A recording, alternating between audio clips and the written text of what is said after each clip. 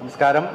കണ്ണൂർ ജില്ലാ revenue school കലോത്സവം പയ്യന്നൂരിൽ പുരോഗമിച്ചുകൊണ്ടിരിക്കുകയാണ്. ഇപ്പോൾ നമ്മോടൊപ്പം ചേരുന്നത് ഓട്ടംതുള്ളൽ മത്സരത്തിൽ 1ാം സ്ഥാനം നേടിയ ആവണി ദിനേശാണ്. ആവണി ദിനേശിന്റെ വിശേഷങ്ങൾ നമുക്ക് നേരിട്ട് ചോദിച്ചറിയാം.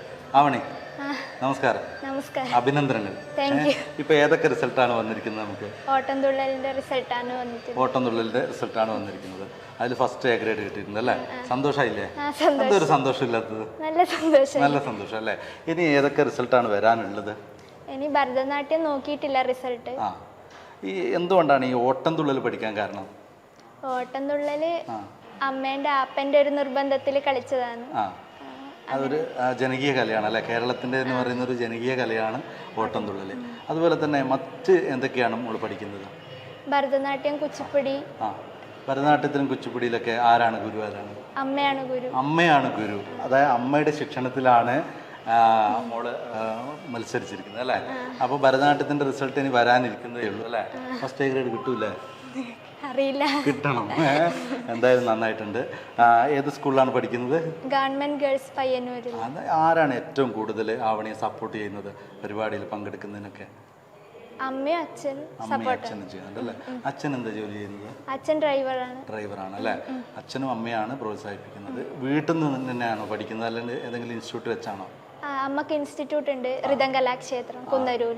റിതം കലാക്ഷേത്രത്തിലാണ് അമ്മ പഠിപ്പിക്കുന്നത്. അവിടെ വെച്ചാണ് പഠിപ്പിക്കുന്നത്. ഒരുപാട് കുട്ടികളൊക്കെ ഉണ്ടോ? ഉണ്ട്, ഒരുപാട് കുട്ടികളല്ലേ? അപ്പോൾ എന്തായാലും പഠിത്തത്തിൽ എങ്ങനെയാ? നല്ലതായിട്ട് പോകുന്നുണ്ട് അല്ലേ? SSLCക്കൊക്കെ നല്ല മാർക്ക് നേടിയിട്ടുണ്ടായിരുന്നു. ഫുൾ എ പ്ലസ് നേടിയിട്ടുണ്ട്. കൺഗ്രാജുലേഷൻ. എന്തായാലും പഠിത്തത്തിലും അതുപോലെ തന്നെ പാഠ്യേതര വിഷയങ്ങളിലൊക്കെ നമ്മുടെ ആവണിക്കുട്ടി നല്ല മികച്ച നിലവാരമാണ് പുലർത്തുന്നത്. ആവണിക്ക് സംസ്ഥാന തലത്തിലും 1ാം സ്ഥാനം നേടാൻ വേണ്ടി സാധിക്കട്ടെ എന്ന് ആശംസിക്കുകയാണ്. നിർത്തുന്നതിന് മുൻപ് നമ്മുടെ ഓട്ടംതുള്ളലിലെ ഏതാണ് കഥ അവതരിപ്പിച്ചത്? രുക്മിണി സ്വയംവരാണ് അവതരിപ്പിച്ചത് അല്ലേ? രുക്മിണി സ്വയംവരം നമ്മുടെ നെറ്റ്വർക്കിന്റെ പ്രേക്ഷകർക്ക് വേണ്ടി ഒരു 4 പേര് എന്ന് പറയാം. തതനു മധുസൂദനൻ തന്വങ്കിയെ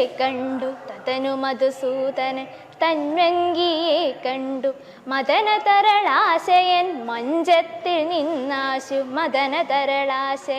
മഞ്ചത്തിൽ നിന്നാശു അവനിലിറങ്ങി വന്നാനന്ദമൂർത്തിതൻ കമലദള നേത്രയാം കന്യയെ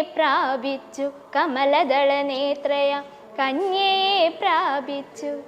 എന്തായാലും നന്നായിട്ടുണ്ട്. നമ്മുടെ ഈ ഫ്ലോറിൽ വെച്ചിട്ട് നമുക്ക് ഓട്ടംതുള്ളൽ അവതരിപ്പിക്കാൻ പറ്റില്ല.